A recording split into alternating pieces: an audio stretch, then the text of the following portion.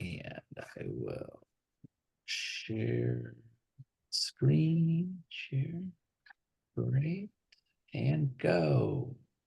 There we are. All right. Well, thanks for joining us today, everyone.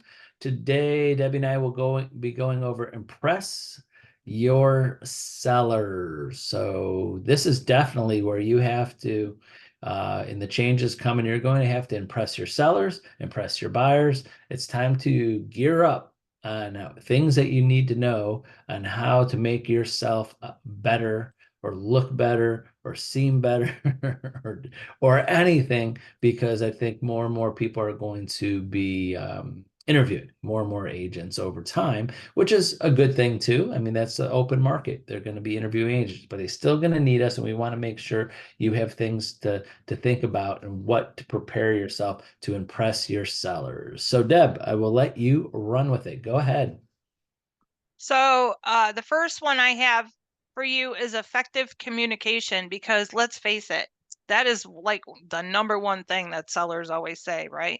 They never communicate with me. They list my house and then they ghost me and I never hear from them again. So let's make sure that we are communicating with our sellers and tell them when you're doing your listing presentation, this is how I'm going to communicate with you.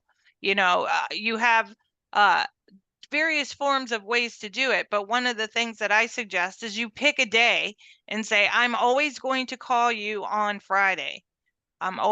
That's when we're going to talk about what happened during the week, so that at least they know that they're going to hear from you once a week. Now, if something happens before Friday, of course you're going to let them know that too, but you want to pick a certain day so that they know that they're going to hear from you on that day, and make sure that you're doing that too. If Friday's not good for them and they want to hear from you on Wednesdays or whatever, that's fine. It's all about what you're trying to help them and also keep them well informed.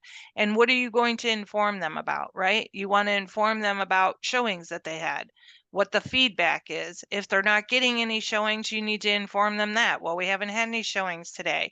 Agents that work with Homestar, you've got your golden ruler. Make sure that you're using that, because that is a huge tool that's going to allow you to show in on paper what is happening with that transit or with that listing if you're not getting offers, right? If they contact you, make sure you're responding promptly. There are a lot of people who feel that having a full-time job, they can still do real estate, and you can. But if you are allowed to have your phone by you when you're working, make sure that it's there, and if you can't respond to them as soon as they reach out to you, I'm not saying that, but use your lunchtime or your break time to get back to them so that they know that you're at least paying attention and that you're not just, listing the house and then leaving them on their own. You can communicate the market trends, the supply and the demand, the interest rates that are going on right now, and what is happening with our economic health. So, is there places where maybe you have plants that are shutting down, or you have plants that are being built, like the Amazon plants, and then there's that one plant down by Westerville in Franklin County and Columbus that is just really going to take over their neighborhoods down there. For all of you Columbus agents, get well informed about that so that you know what's going on. And then you can be that person that says, well, this plant's coming in, so there's going to be a lot more jobs. So therefore you're going to need to have to find people homes, right? Then you're also going to be telling the sellers, now if you want to get out of here because this plant is coming in, now's the time to do it. So just know your markets and make sure that you're educating your sellers that way. That goes a long way, because if you show your value by telling them these things, they're going to think, oh, this is the best agent in the world, right? Do you agree? Exactly. No, that's exactly what you said. You got to be knowledgeable. You need to throw out, dazzle them with information and statistics and updated information and to show. And the great news is, I tell agents, is that some agents, you can get this information with a little bit of research. You don't have to be on top of it every minute or every day.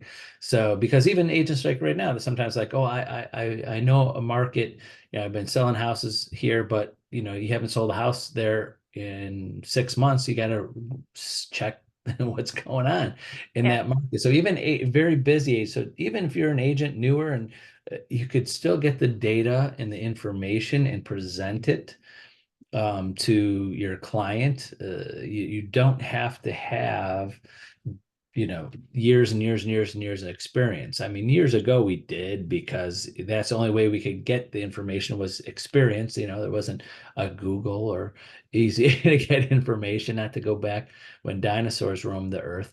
But but you could really do a good presentation of what's happening now. And again, just like agents, they call us, right, Deb? They call us and, hey, do you know about this city? That I'm like, no, I can help you, give you ideas on how to find information, but we're not following it. But we know, Debbie and I know how to gather the information and how to present it to people because, and it doesn't even matter if you ever sold a house in a certain city or area with the technology and all the things that we have and the MLS and the data, you could compose that without even ever be stepping foot in that city. So Correct. That's absolutely correct. next. Um, Make sure that you have accurate pricing and you're doing your market analysis. So use your comparable market analysis information, figure out your absorption rate so you can tell it to your sellers. Educate your sellers on everything that is going on with the market in their specific area and make sure you're reassessing things regularly. Now, along those lines, you also have Homestar agents have really good tools. With MoxieWorks, you have your neighborhood news. So that's going to tell them a lot. And also RPR. RPR is free for every single agent to use. It's right on your MLS, and there is a ton of data on there. They have really upped their game with RPR. And the other person that has upped their game or company is your Realist. So I didn't used to be a fan of Realist back in the day, but they have really, really stepped it up too, and they're giving you a lot of information. If you have people who are looking for rentals or want to be investors, and they want to know what's going on in specific neighborhoods and stuff, use your RPR and Realist because they're providing that data for you now. So just with a few clicks, you can find the stuff. So Tony's right. We don't have to like manually go out there and pound the payment and try and figure this stuff out anymore. It's right there on your computer. Use it to dazzle your people, like he said, because it works. You're not blowing smoke like I used to say before. You're telling them the truth, and this is what they want to know. They want to work with an agent who understands what's happening in the industry. Exactly. 3. Use your strategic marketing thing so you can do customized and comprehensive marketing plans. With the agents here at Homestar, you have a ton of stuff available to you on 21online.com and MoxieWorks. It's really, really good. The analytics, like I said, you can use your RPR or your Realist tax to help you with that. Email marketing, you can do through MoxieWorks. You can set up your digital campaigns through there. Use your social media. So your Moxie Impress creates ads for you, and it also creates social media ads. You can spend a little bit of money if you want to and get updated different kinds of social media ads to put on your websites and your personal Facebook or Instagram or whatever you want to use and stuff. But as long as you're sending things out to different channels, you're going to get different eyeballs on things. So, and that's what the seller wants to know. What are you doing for me? What have you done for me lately? Right. And make Okay. sure that you're using compelling things. So things that look good. And when you're using the stuff through the system, our system, Century 21 system, it all looks good. So, There's it's, lots of ways, especially through our Senchuan and Moxie works to make some really nice things look very good. yes, they do. Yeah, for sure. Be a masterful negotiator. So this is something that you're going to be telling your sellers too. I'm going to strategically advocate for you. I'm going to make sure you're providing confidence and you're being persuasive and you're giving them constructive guidance. So if they have to lower their price on their home because they're too high, you're going to use those things that we just talked about, right? So your neighborhood news shows different things, and also your golden ruler is another thing that's going to back you up to help you lower the price or something. Maybe you don't have to lower the price though. If you price it just right, you know that you're going to get multiple offers on that. And that's where your negotiating is going to come into play, right? So you're going to research all those offers with your seller and tell them what you think the best one is and stuff. Be confident, and stand your ground. Some sellers get really pushy and it scares a lot of people. So just use your confidence to try and help you guide that seller in the right direction so they make the best choice. Also, and so in with sellers and buyers agents, sometimes you have to have connect with the buyer's agent on how you want to connect with them.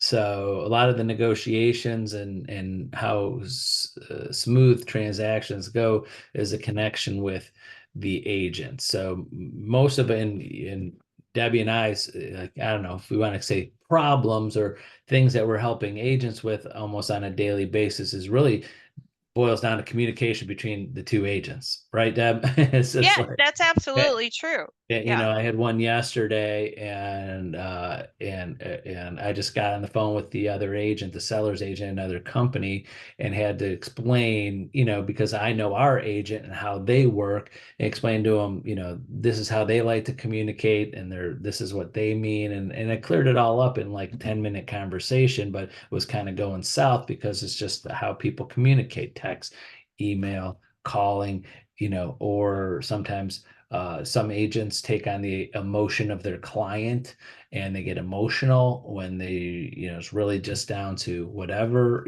what's his best.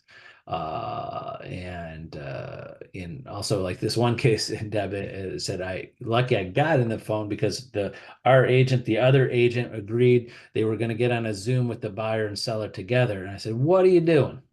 No, no. And of course, they all say, well, my buyer, my seller, you know why your buyer and seller want to get on a Zoom? Because of emotion. They want to talk about how their feelings are. And they're like, and they both said it several times. Oh, yeah, they want to explain why they feel this. Yeah, they want to talk about feelings. And then it hurts the other people's feelings or it gets defensive and it goes south. That's why we have jobs. That's why they need us. Buyers and sellers, 99% of the time, I believe, will not have a smooth transaction and communicate well with each other because they need that people in there without that emotion and work it out and what really is happening. So those are the kind of things. And of course, our Central One agents reach out to us. Debbie and I'll give you, our opinions and our tips and our things to, help your negotiations and communication. So Yeah, absolutely. next, go ahead. And it's all about outstanding customer service after all, isn't it? So that personalized attention goes back to listening to what your client actually is talking about so that you can understand what they're trying to get across. So you can negotiate the way that you need to and support their needs. Now, we want to support their needs, but we also, like he said, don't want to take on their emotions. So we can be that, we are those therapists, right? So I was in the real restaurant industry for many years, and I always felt like a therapist whenever I was talking to clients that came into the restaurant because they are always pouring out, their personal problems to you and such. So you just have to listen. Well, guess what? That happens to real estate agents too, right? So especially if you have a good rapport with your clients, they're going to tell you things that you really probably don't even want to know. But you just have to support their needs and also make sure you're doing your fiduciary duty and not telling other people about those things, and anticipating challenges so that you can try and help them overcome things when they're dealing with problems and stuff. So, what would those be? Well, if you're walking through the house and you know that there's probably going to be things that the buyer's going to ask to be fixed or stuff, bring it up. Hey, they're probably going to want that done. they may want that done. You might, if you can do it now, that would be great. Those kind of things, so that you don't have to worry about it. And it makes the transaction go that much smoother, especially if maybe it's things that the seller is willing to do, but it's going to take a little time. If you're telling the other side they're already working on those problems, then they already know that this is going to be someone who wants to actually sell their house and work with the other side, because they're already working on the problem things, right? So paying attention to them and supporting them at the same time, but also anticipating things that might happen. Exactly. Just don't over exaggerate and tell them things that they really, put problems in their heads, because we don't want to do that. So That's right. And interest rates. here is an example of things that you can find so that you can show real good things to your sellers and dazzle them. So this is as of March 2024. It shows that the interest rate was in February close to 7, which we all know, and it has gone down slightly. It's not down too much, but it has gone down a little bit. And just a reminder, if you haven't been watching our previous videos and stuff like now, you just need to reiterate to your clients that, or your buyers, if they say, well, I'm going to wait until the interest rates come down and stuff, we're pretty much in the norm, I call it. Because if you look at the 30-year of interest rates, yeah, they were really, really low in 2020 and 2021 and even in 2022, but that was totally abnormal. Normal, they're way up there in that 6.5 to 7.5 range, and that's pretty much where they always stay. So all And that research you can find too to back ex- you up. exactly. And one thing that I stress to agents is your job, to express to your clients, buyers, sellers, especially when it comes to mortgages, is finding fair rates, competitive rates, and good loan officers, good mortgage lenders that will, especially with buyers, will make them look good to a seller, especially in multiple offer situations.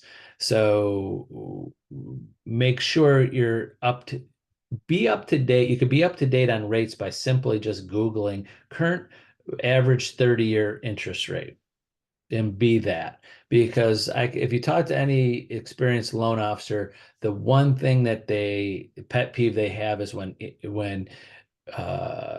agents quote rates and or tell their client, oh, that sounds like a high rate. And they didn't check because they're just looking at like the lowest rate out there. If you're always searching for the lowest, you're going to find some abnormal company, ABC lending in who knows where, that's advertising online because they could find it anywhere, something. And then, but then you see the APR was way off, and that means high costs to get that. So you don't want to have to be an expert, but all you have to do is Google that. So when you get a client, because I have agents like, oh my gosh, I refer them to this company, and the buyer's mad at me because their rates were higher. I go, were their rates higher? Well, according to my buyer, they were. I go, well, did you check online to see what the average rate was? And in this one comparison, I haven't had it happen in a month or two, but I said, no, they're lower than the average. They're below average. And like, oh, because the buyer saw something online that says this. I go, yeah, so you got to be a little knowledgeable about, where interest rates are. And so just searching the average. You don't have to, your job is not finding the lowest. Just say you're getting a fair rate. So like example, like if you look at this file, someone says, today, oh, I got this lender. It's 7.125. Oh yeah, it's a little bit higher than the average, but that's still a fair rate. Or they go, oh, yeah, I got 6.875. Oh, that's great. It's within reason of where you're at. So sometimes agents really feel like they're doing a disservice to their client because their job is to find the lowest rate possible on there. So next. Here Go is ahead. another example of something that you can show to your clients as well, the existing home sales, but this one only goes to February, and this is from the National Association of Realtors.